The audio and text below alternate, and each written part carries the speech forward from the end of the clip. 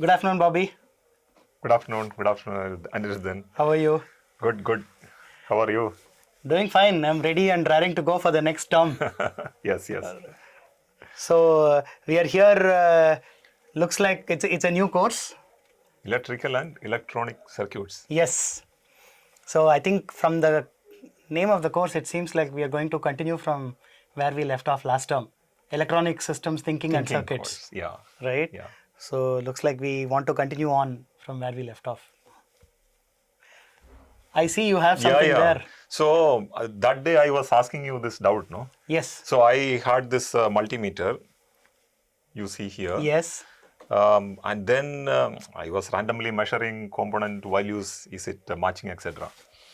And then see this capacitor, big one. Oh, really? Yes, that's right. So I was just measuring like this. Okay. So if you see, Oh, initially it is a very low value of resistance, yes, and then slowly it is increasing. that is correct. So, of course, I am doing a mistake here because this is capacitor and I am measuring resistance. You're placing it in. I was about to ask about that. Correct. Yeah. That's right. I know that you are going to ask, what are you, Bobby, doing? Yes. So, Yes. But still, why is it coming like this? I mean, low resistance first and then slowly it is increasing. Slowly. Actually, so first of all, when you want to measure a resistance, I think so. If I did it properly, so normally what I would expect is that, let us say, it is going to connect some, DC voltage. Yeah. Shall we applies say a DC voltage? It applies some DC voltage and measures the DC current. Yeah. And so VDC by IDC, and the resistance R would be measured as VDC by IDC. Correct. Based on, it knows what it is applying. Yeah. It is able to measure the current. Yeah. Now, if I actually took the same measurement setup but connected it to a capacitor, that's what we have done here. Yeah. Actually, I know that capacitor is an open circuit for DC. For DC. What I expected was actually just infinity, no? I expected So it should show high resistance. it should show high resistance. But it is showing after some time. It is showing thinking after some time. whether I should show or not. That is correct. Is it? Is it because could it be because the capacitance is taking some time to charge? Oh. So that must be the reason. That maybe that is what, yeah, maybe that was the reason. So also for resistance, I mean to measure the current, they might have put a resistor. And They might have put a resistor as well. You're right. So it may be that you're right. So they may actually have a small, I'll show it here, maybe here itself, right? Yeah. A small resistance in series to measure the IDC, right? Yeah. That's what you're saying. Yes, indeed, yes, that is also possible. But looks like either way you're going to have some resistance in series with the capacitance. Yeah. So finally it has to show open circuit, Yes. like you are saying. But initially, while it is charging, it is able to absorb some current, no? Okay. It is able to, while it is charging, it is basically able to sink some current. So maybe because of that, it is looking like a resistor for some time. And then it is... So if we get an expression for the current, yes, we may get a better idea. we might get a better idea. Shall we do that quickly? Maybe we can try. Okay, let's try. At least we can set up the equations. Yeah.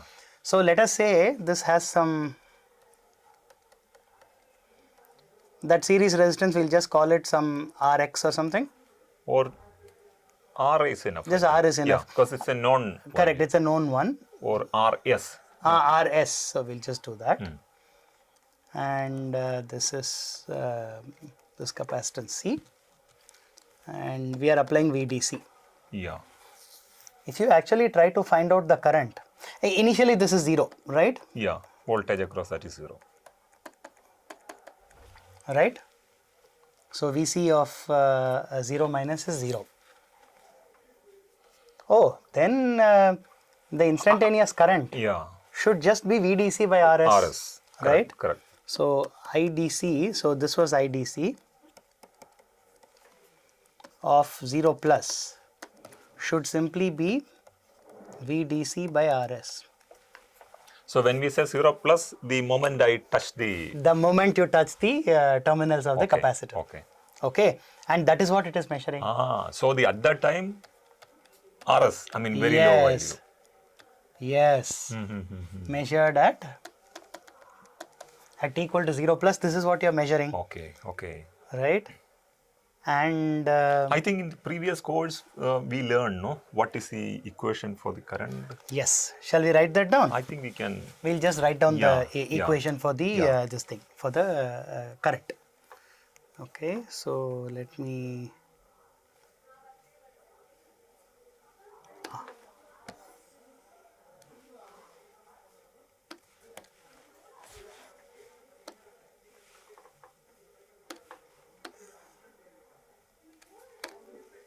So we will write it down as so VDC.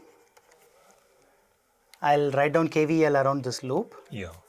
VDC is basically RS times IDC plus VC. Yeah. So that is one equation from KVL. And from the capacitor equation, I also know that IDC is C dVC by dt. This is from the capacitor. So these two we can put it together, and so this is the equation that we get. This is what we want to solve. Yeah. Right? And I think the solution of this we discussed already. Solution has also been discussed. So the solution, if you look at this, well, we can actually look at it, write it down by inspection if you want. Yeah. By now. Yeah. Final value is VDC. Yeah. Initial value is 0. Yeah. So let us say it is going to be of the form e power infinity is 0, right? So we will say that it is VDC e power minus t by RS times C, maybe. At if I look at this at t equal to infinity, it gives me 0. Yeah. It cannot be this. Yeah. So it should be 1 minus this. Correct. Right? Correct. Oops.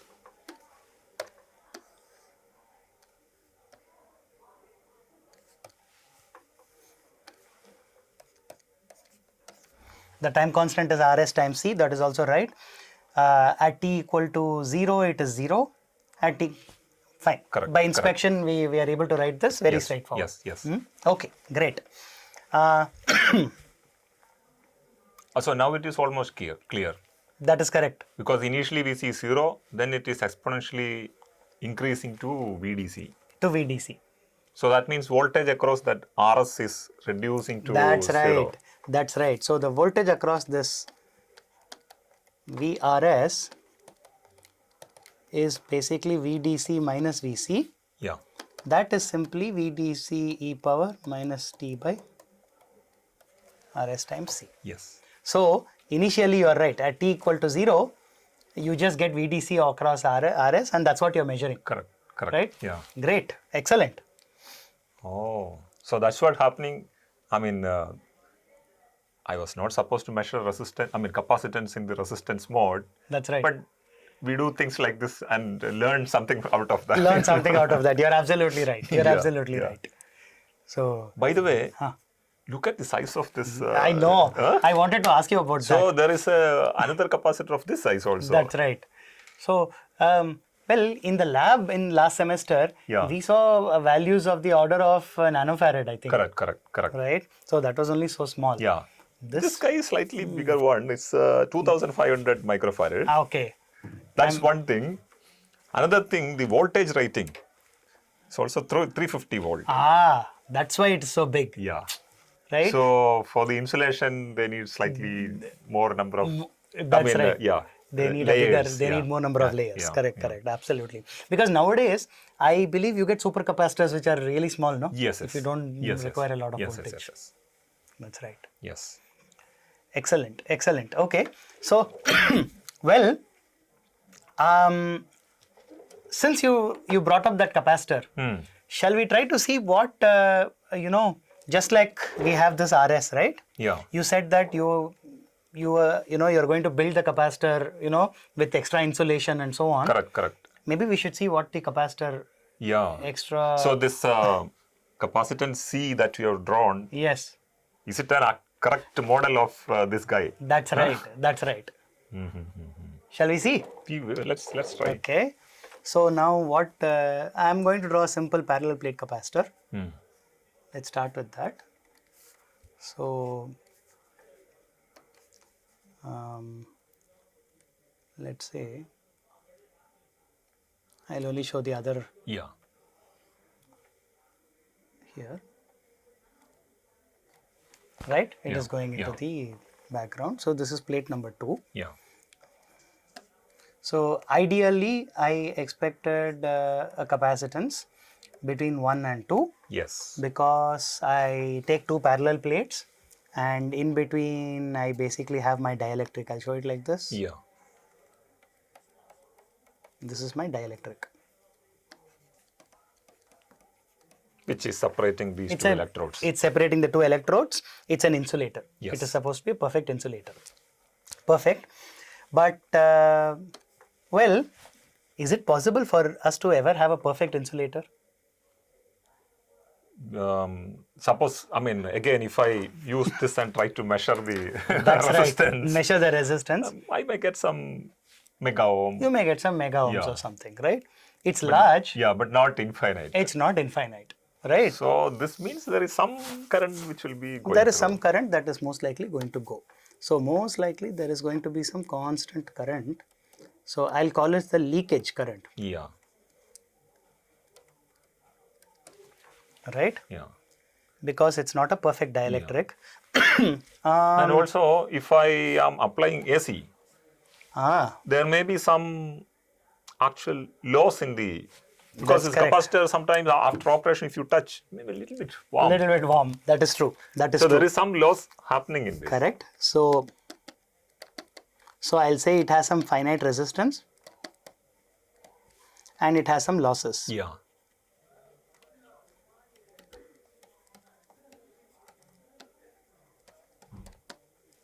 Right? Yeah. Losses in AC operation. Correct, correct. Okay. Now, And the loss anyway, it cannot happen in the pure capacitor. it clearly cannot. We have seen that before. So we need to have a resistance. Yeah. Right? So maybe what we'll do, let us start making this a little bit. So I initially started off with the capacitance. Ideal capacitor. Ideal capacitance. So that capacitance will still not change. So I'll Yeah. call that C. Yeah. But now you are telling me there is some current. I first need to be able to pass some current through this, DC current. Yeah. Because of the leakage current. Yeah. It cannot be in series with the capacitance. So now I will say that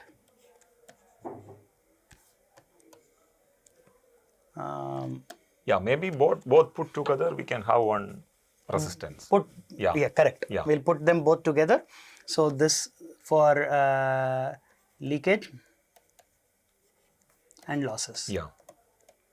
We'll just make our job simple. We'll Correct, put correct. both together. Yeah. And I'll call that some RL or something. Yeah. Leakage and losses. Yeah. Okay. Is that all? So suppose instead of DC, no, I let us say we have a function generator on an oscilloscope, and that one was able to produce till some kilohertz. Yes. But suppose I took the other analog discovery kit, which can, produce even it higher even higher, frequency. 25 megahertz, Yeah, yeah. and I try to measure this. Will I measure the same value of capacitance and resistance? So we may have other components also popping up by that time. That's correct, right? So we have leads connected to it. That's right. So there will be some self-inductance for those lines. For those lines, correct. Okay. So now we are getting somewhere. So we now have inductance of these lines.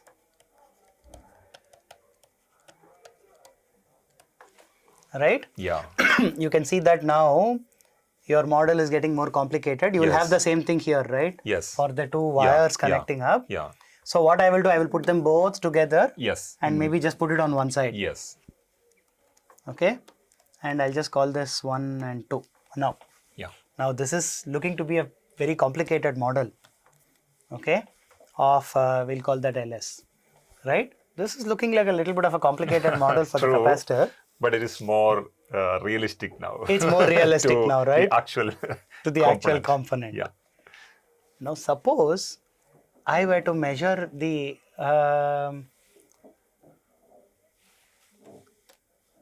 if I went back and measured the resistance in resistance mode. Yeah. So the inductance Won't play. won't play a big role because that plays a role only at high frequencies. Correct. And if I were to apply a high frequency AC, I would primarily measure LS. Yes. The effect of LS. Very high frequency. Very high frequency. Because the reactance of capacitance is 1 by omega C. Correct. They don't know that yet. Oh, they don't know that. They don't know that yet. Okay. Right? So now I think what we will do, just like we wrote this, we should probably see what will happen if we apply an AC and to this circuit and see what the expression for the current is. Yeah. Right? Now that we know the equation for an inductance, Yeah. and then we should write it, see if we can solve it. Yes. Right? So maybe what I'm going to do, I'm going to run the other experiment. So we ran the experiment where we applied DC with RS and C. And we solved it. Yeah. Right? And figured out the reason for that. Correct. Now we need to figure out the reason why at high frequencies inductance would matter. So maybe we will do this experiment. Right? So what I'm going to do, I'm going to apply and take an, let's take a DC. Okay. And apply to this and see what happens. Right? So maybe we'll do the easy way first. So the same experiment, except this is so we are going to apply a step from 0 to VDC. Yeah. And ideally we only had a capacitance. Correct. But now we have LS and RL. Yeah. We want to find out the expression for the current and so on for this particular circuit. Well, the right thing to do is write down KVL, KCL, differential equations, everything, right? Okay, let's see what this gives us. So this voltage is VC, this voltage is VL. I'll just add some variables to make it easy for us. Okay, so this is going to make it very complicated. Correct. Right? Do you want to approximate anything? Well, let's do it without the approximation, then we'll see what approximation happens. Right? Okay.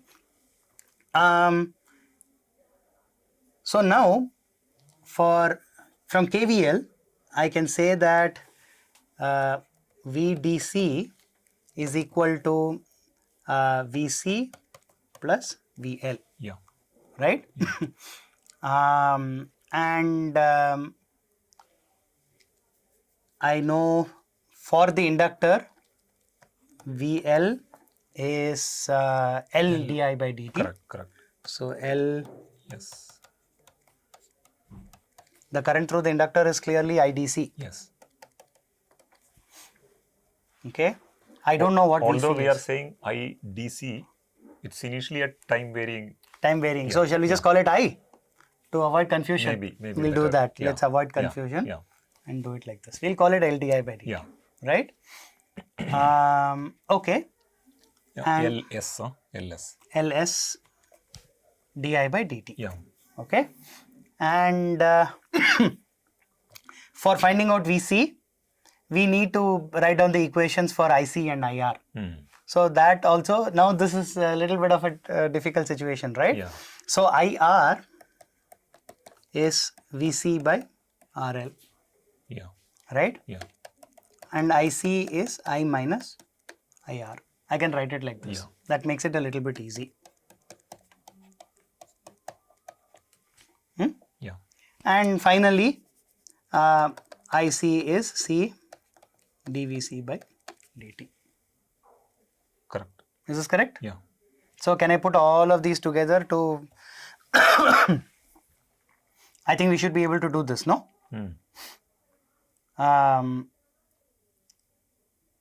So what I will do, I will get I, okay, in terms of this. So I'll use these two to get I in terms of Vc, and then we'll go from there. Okay. So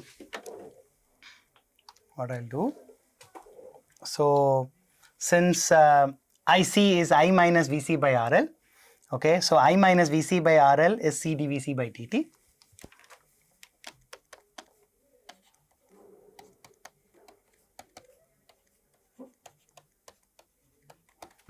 Is this correct? Because that was I minus Vc by RL, and that's also C dVc by dt, Yeah. right? Yeah.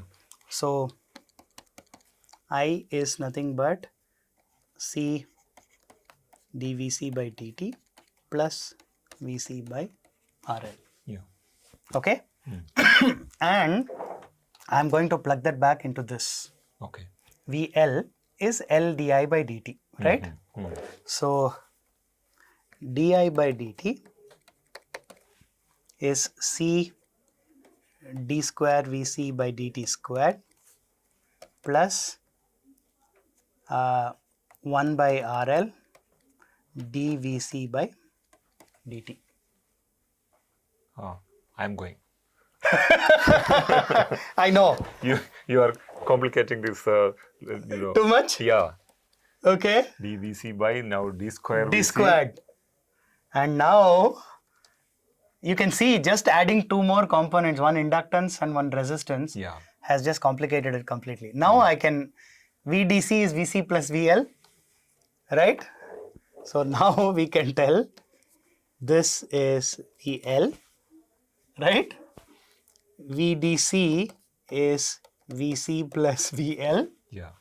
So this is basically Vc plus Ls by RL dVc by dt plus LSC d square Vc by dt squared.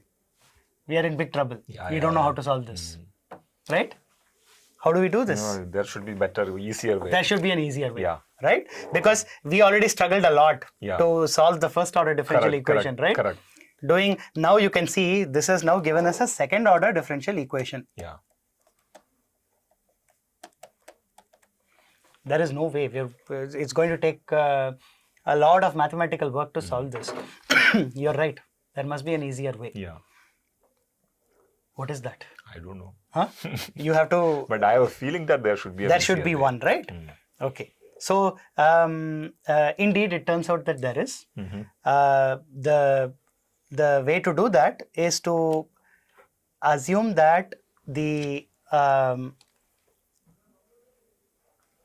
well, we are going to learn that in this course. This is going to be one of the big things we are going to learn in this course. Okay, because we don't want to sit down and solve the differential equation. So that's why you are giving all this background. That's why I'm giving all this background. Okay. Yes. Okay. So,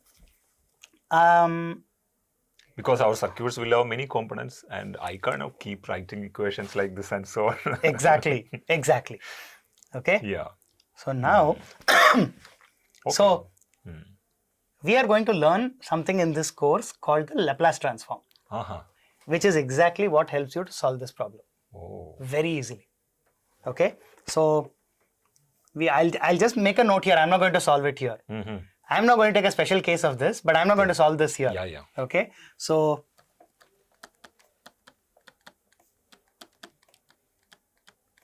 transform. You will transform this into some other. That's right. That's right. Okay. So we are going to use something called a Laplace transform to help us solve this, and analyze it. Okay. Then I'm good. Yeah. Yes. But now I'm going to give you a simpler problem. I hope it's a simpler problem. I'm going to take this. I'm not going to give a step. I want to give an AC. Okay. Right? Yeah. That should be easier, I hope. Could be. Could be. So we want to see what will happen if we were to, we'll take the same network, except I'm going to give VAC. Sinusoidal signal. Sinusoidal signal. So this is basically V, let's say V cos omega t. Okay. Well, good question. Should we say sin omega t or cos omega t? It doesn't matter. Both are anyway Both sinusoidal. are anyway sinusoidal. Yeah, shape right? is same. Shape is the same. Okay. I want to find out the currents and voltages in this circuit, the AC currents. We don't know. We need to figure out how to do this. Any ideas, Bobby? I'm stuck. I had to refer to some textbook, I think. Okay. So, so this reactance, etc., we have not discussed in. We have not discussed in the other course. So they don't know. So now they need to. So they don't even know the concept of an impedance. Okay. Okay. Okay. So they only know resistance, capacitance, inductance. Well, so what we are going to do is the way we are going to approach these problems is to look at the concept of what is called a phasor. Okay. Have you heard this term before? I'm sure you have. I have heard. But if I'm attending this course, then I have not heard. Then you have not heard it. Yes, but now you're attending like a teacher, not a student. So I believe the name phasor comes from the idea of a vector, basically. Something rotating. Of a rotating vector, right? Of a complex vector. So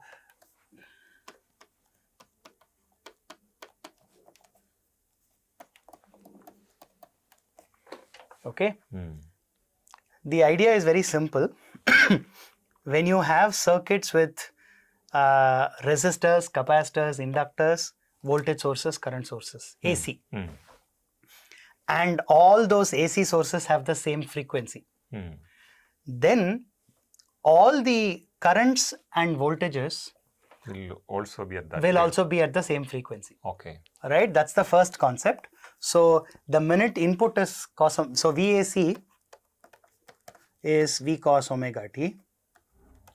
Omega is this 2 pi f. Omega is just 2 pi f, right? Omega is 2 pi f. Then all voltages and currents in the circuit will also be operating at omega. Will also be will also be at omega. Okay. At that frequency.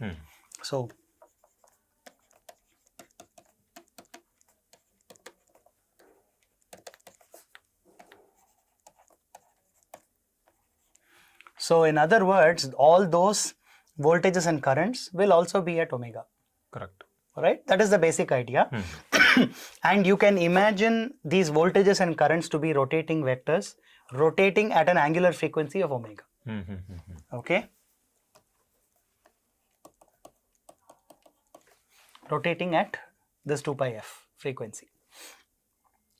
And therefore, at any time, you can actually freeze that rotation and then find out the values of voltages and currents. Okay, okay.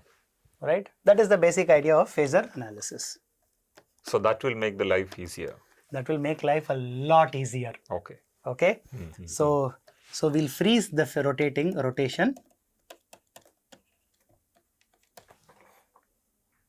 at any time. Okay?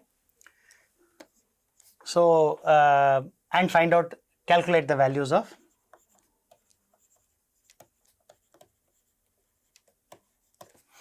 voltages and currents.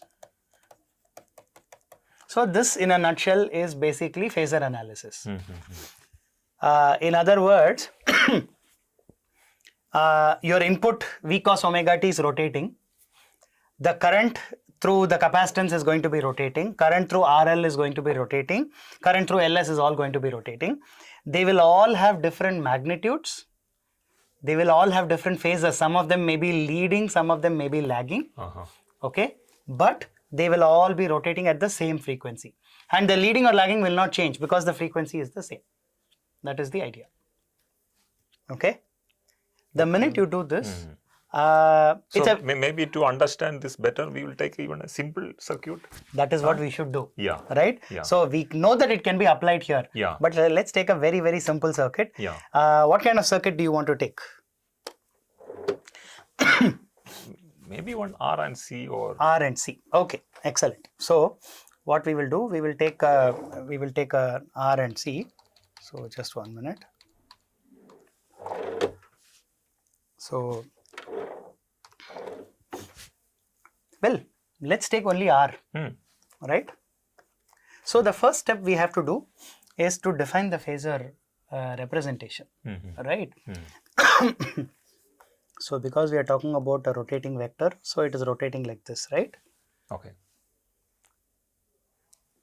At other times you can have it like this and so on. Same magnitude, but Same magnitude but going around in a circle, right? Yeah. So at some other time it is like this and so on, right? That's what we are saying. But we can actually, because we have several voltages and currents, we are going to freeze at some time. So the relative positions will be frozen. So now we need to choose some reference position.